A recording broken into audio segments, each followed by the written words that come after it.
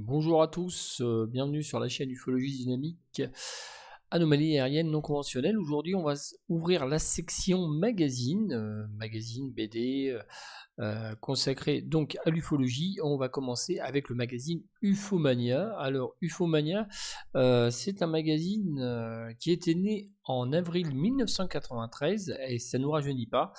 Et on voit au départ que ce magazine est en fait fait d'une manière assez amateur au départ, et vous allez voir comment ce magazine va évoluer au fil des années, puisque ce magazine a eu 22 ans d'existence. Donc il avait été dirigé par Didier Gomez, donc ufologue, chercheur dans ce domaine, et bien sûr rédacteur en chef du magazine et écrivain de plusieurs ouvrages. D'ailleurs, on regardera d'ailleurs les ouvrages qu'il a écrits sur la question. Et on va s'intéresser pourquoi Ufomania, parce que Ufomania c'est aussi une partie de ma vie, c'est une partie qui a jalonné quelques années de ma vie, au travers en fait de mes recherches, au travers de mes activités associatives dans le domaine.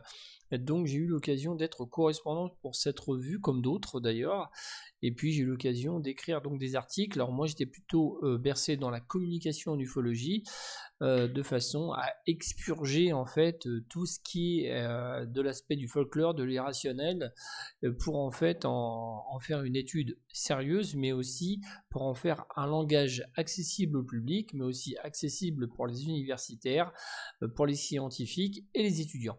Donc voici donc la première en fait couverture du Ufomania. Alors, faut savoir qu'en 93, je ne lisais pas Ufomania. Moi, je suis arrivé en fait dans les années 2005-2006. Donc voilà comment ça se présentait. Alors au départ, ça faisait un peu un petit bulletin amateur, hein, d'une petite association.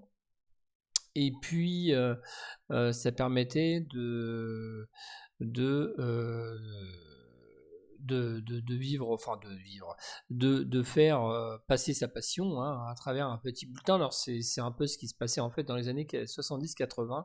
C'est un peu la même chose, et on va se rendre compte que le magazine va évoluer énormément. Alors vous allez voir, on va regarder justement ce magazine. Alors nous sommes par exemple au numéro 64, nous sommes déjà à la 17e année en 2010, et regardez la différence entre en fait 1993 et 2010 Ufomania. Donc là on voit une mise en page quand même plutôt pro, plus pro déjà, et puis ça s'articulait en fait autour de différents thèmes liés à l'ufologie, mais en ayant une certaine approche neutre, c'est-à-dire une certaine neutralité, c'est-à-dire que le magazine proposait une version un peu agnostique de l'ufologie, mais n'hésitez pas à faire publier des hypothèses de chaque chercheur.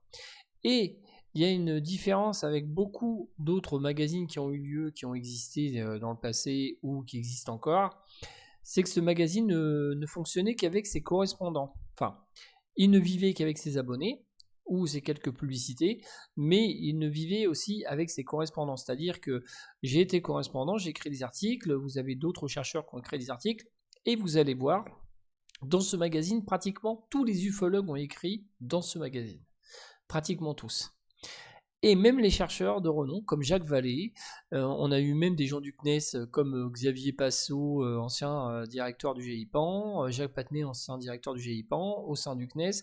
On a eu vraiment des personnes, mais alors de tous horizons, mais très sérieuses, qui parlent du sujet et qui savaient parler du sujet. Les dossiers sur Ufomania ont toujours été des dossiers plutôt solides. Voilà, contrairement en fait à ce qui se peut se faire sur YouTube, ici on ne parlait pas de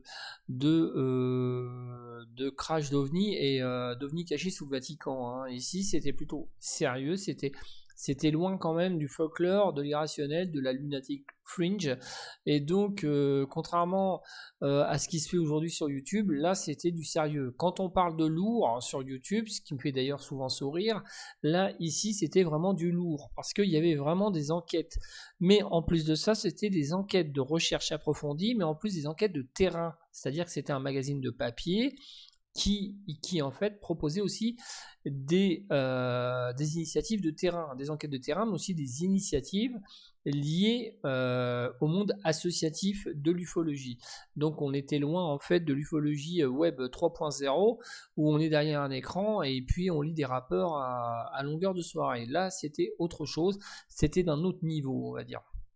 Et donc, ce magazine a jalonné en fait toutes ces années en proposant une version d'ufologie vraiment très propre.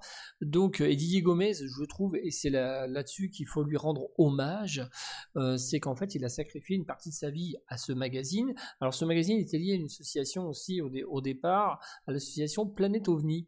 Et donc, c'est une association qui se trouvait dans le Tarn, puisque Didier Gomez est originaire de Tarn. Et donc, c'est là-dessus en fait que je tenais à rendre hommage. C'est dans la version de neutralité qu'il proposait, et c'est là-dessus que je me suis retrouvé moi dans une période de ma vie, puisque en lisant en fait ces magazines, si vous les retrouvez en version PDF, etc. D'ailleurs, je peux vous les proposer en version PDF parce qu'il y a une possibilité de vous les avoir en version PDF.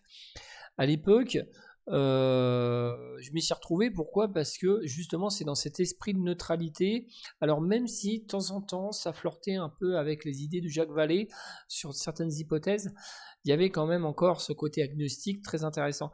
Et donc on retrouve par exemple des gens comme Thibaut Canuti, et je viens de citer Thibaut Canuti puisqu'il a écrit dans l'article Medium dans ma dernière vidéo, si vous allez la voir, l'article sur David Groge et les opérations psychologiques. Voilà, donc justement Thibaut Canuti, on retrouve dans Ufomania une certaine période beaucoup d'articles de Thibaut Canuti, beaucoup de réflexions, etc. Et nous d'ailleurs à l'époque que je gérais l'association Ufologie Dynamique, nous avions eu même l'occasion de présenter 2 enquêtes et aussi bien sûr des réflexions liées à la communication, puisque c'était en fait mon domaine, la communication en ufologie. Donc, la ligne de conduite du Fomania, c'était vraiment quelque chose qui était véritablement... là, on me voit là sur Ufomania 73, donc de l'année 2012, 19e année. On me voit donc avec Dave McDonald's du MUFON USA. C'était à l'époque, en fait, où le MUFON arrivait en France. Donc en fait c'est grâce à l'impulsion de John Tomlinson qu'on a pu en fait monter au départ le MUFON en France, dont j'étais le directeur régional pour la Haute-Normandie. Et donc on avait eu d'ailleurs, il y a l'article, alors si on regarde la voilà, conférence Dave McDonald à Paris, c'était dans le cadre des repas ufologiques à l'époque. Et dans cette rentrée 2013, puisque c'était donc on voyait l'ufologie française, nouveau directeur exécutif du MUFON, donc Dave McDonald, et donc on me voit là ici poser une question en photo, ou avec aussi Eduardo Russo, du SISU en Italie. Et donc ce qui est intéressant, c'est qu'il laissait la parole justement à ça, à cette ufologie sérieuse, cette ufologie où il y avait quand même beaucoup de réflexions aussi, hein, il y avait beaucoup de réflexions, des fois des réflexions métaphysiques, et donc c'était intéressant parce que c'était vraiment riche en fait en termes associatifs, donc vraiment la vie en fait ufologique en France, et ça permettait on voit justement John Tomlinson qui est là, ici, là, sur votre gauche, qui en fait a été à l'origine de l'impulsion du MUFON en France, Dave McDonald's, donc directeur aux États-Unis, à l'époque, hein, bien sûr, Xavier Passot du CNES, hein, comme quoi il y avait des directeurs du GIPAN au sein du Centre National d'Études Spatiales, et Monsieur Causant, donc directeur de l'Académie d'Ufologie, créateur de l'Académie d'Ufologie, donc c'était vraiment quelque chose, Ufomania, c'était vraiment quelque chose qui était véritablement la pierre angulaire de ce qu'on pourrait appeler l'ufologie saine. Voilà, c'était ça Ufomania. C'est pour ça que je me suis retrouvé. Et 22 années d'existence avec autant de numéros, c'est vraiment, vraiment un exploit, absolument un exploit. Et justement, on se retrouve avec un petit peu un goût amer, quelque part. Donc dans le dernier numéro, numéro 81, de la 22e année, datant d'avril 2015, qui proposait en fait le fameux livre collectif sur la direction de Fabrice Vonvin, donc OVNI et Conscience, un ouvrage incontournable, etc. Et on va lire un petit peu l'éditorial de ce magazine. Alors, justement, l'éditorial nous sonne en fait la fin du magazine. Alors, Didier Gomez, donc on va revenir après sur Didier Gomez et ses ouvrages. J'ose espérer que depuis 22 ans, Infomania Magazine a pu contribuer à faire faire des idées reçues, à faire taire des idées reçues et à entrouvrir certaines portes et à mieux appréhender une partie des phénomènes en présence. Il reste encore tant de choses à découvrir, même si beaucoup de données ont déjà été publiées dans le magazine. Dans les prochains mois, le site ufomania.fr continuera certes d'être mis à jour de façon régulière de toutes ces données essentielles qui pourraient permettre aux chercheurs de domaine d'éclaircir autant que possible la situation. Merci encore à tous les auteurs, aux lecteurs et à tous ceux qui ont pu permettre de publier Ufomania Magazine pendant 22 années. À très bientôt. Alors à très bientôt dans l'ensemble, dans l'idée que Ufomania aurait pu devenir une version numérique. C'est-à-dire que le problème d'Ufomania, c'est qu'il manquait en fait d'argent déjà. Il y avait de moins en moins d'abonnés, et puis Ufomania a été victime du transfert technologique entre la version papier et la version numérique. Et donc il a souffert de ça. Mais il n'a pas souffert que de ça. C'est qu'en fait Ufomania était à l'extérieur de ce qu'on peut trouver aujourd'hui en ufologie.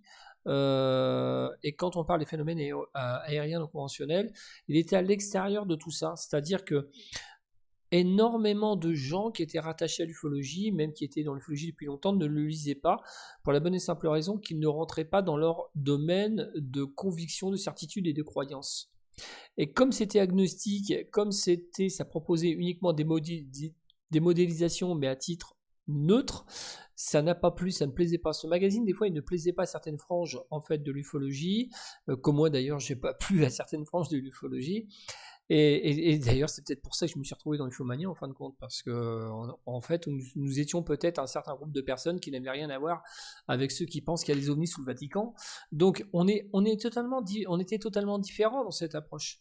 C'est-à-dire qu'on proposait des modélisations, des travaux de terrain, j'appelle des travaux de terrain, et pas des travaux obligatoirement derrière son ordinateur, n'est-ce pas?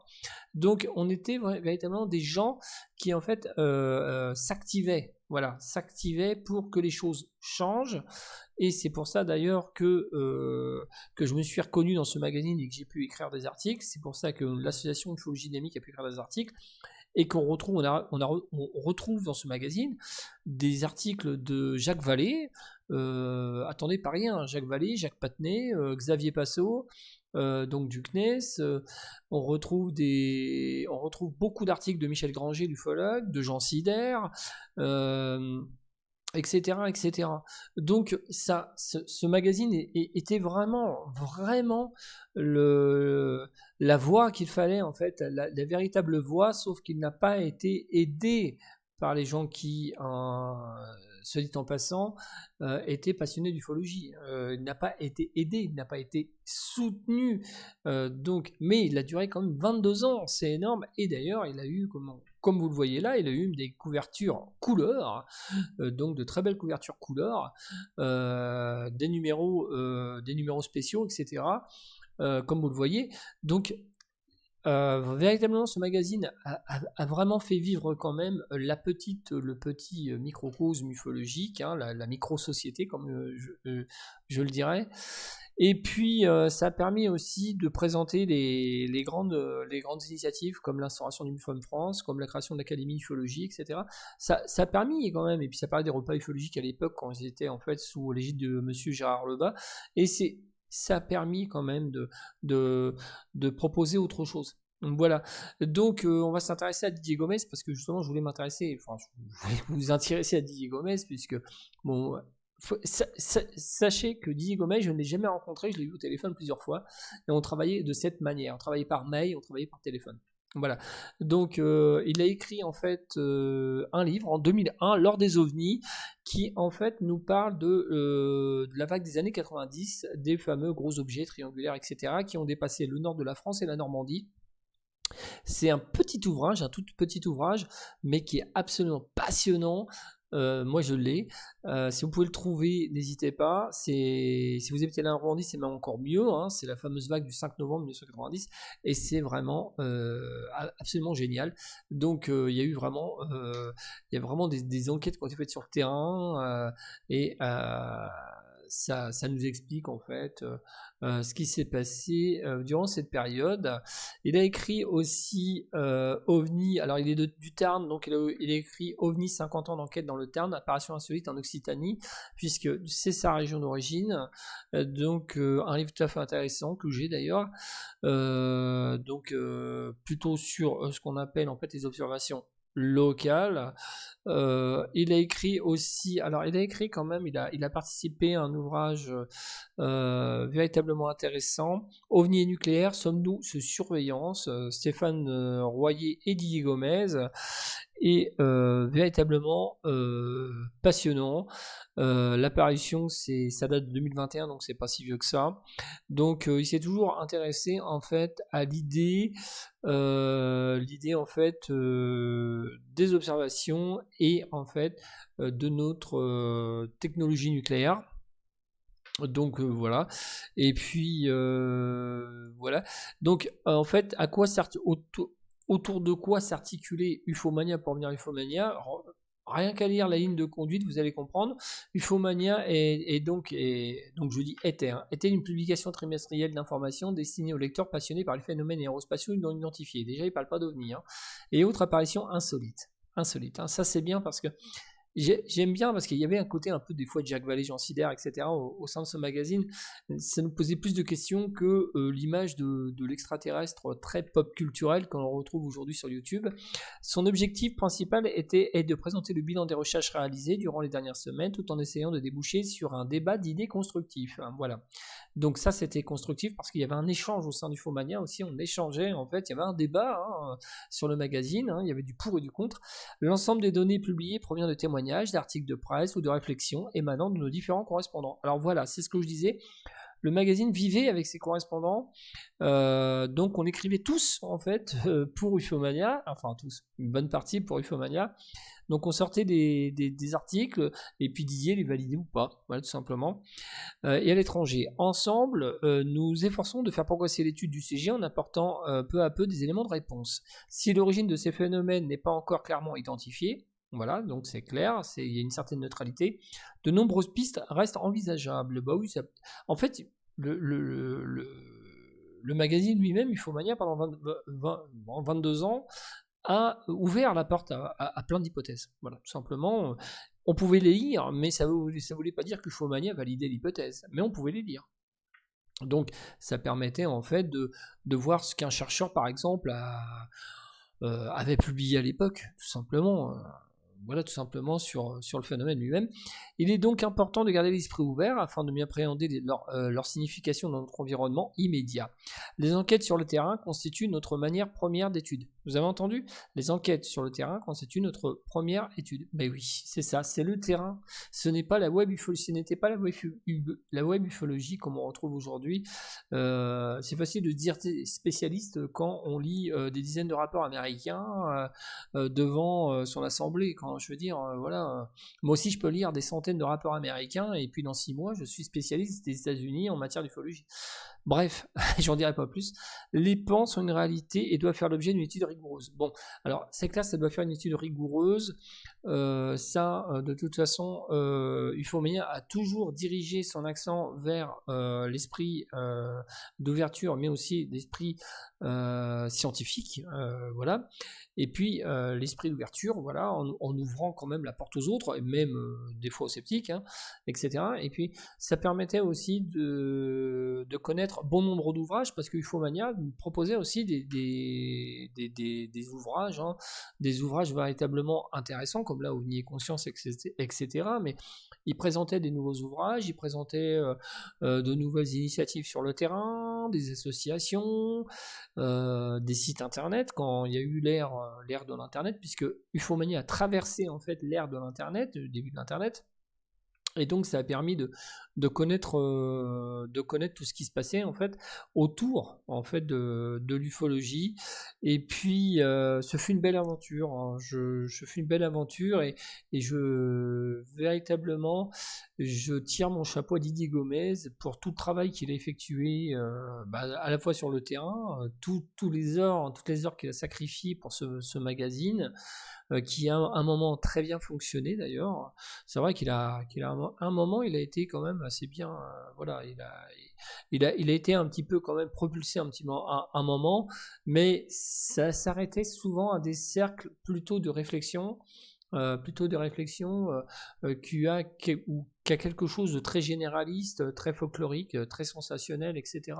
Ufomania, c'était vraiment pour les passionnés d'ufologie, voilà, tout simplement, parce que j'aurais eu du mal à croire que quelqu'un qui débute en ufologie puisse lire Ufomania pour la bonne et simple raison que ça attaquait quand même les sujets, non pas que dans la forme, mais plutôt dans le fond.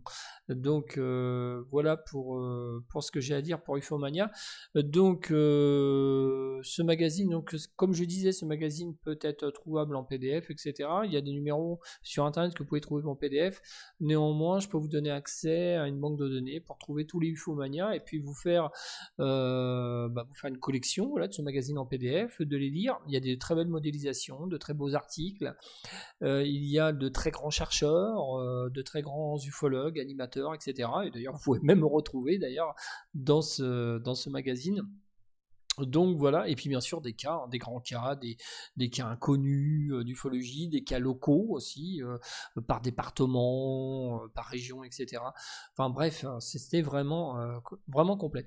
Voilà, allez, je vous dis à bientôt pour, bien sûr, un prochain magazine dans la section magazine, puisque c'est la première vidéo consacrée au magazine. Et puis je reviendrai bien sûr sur un magazine dont j'étais abonné dans les années 90. On en parlera, puisqu'il s'agissait d'une assez grande association. Voilà, allez, je vous dis à bientôt. Ciao, bye.